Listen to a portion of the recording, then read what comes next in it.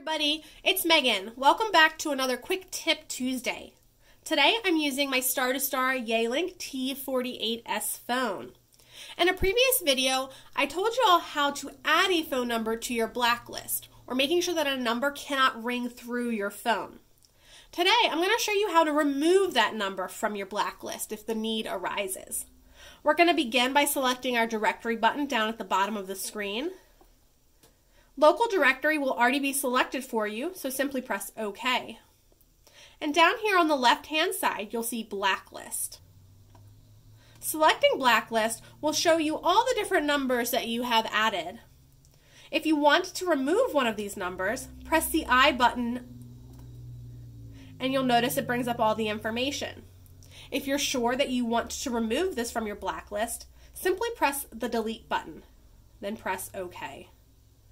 You've now removed that number from your blacklist and they will be able to ring through to your phone. Thanks for joining us for another Quick Tip Tuesday. Make sure you find us on Facebook and Instagram, and you go to our website to find more resources.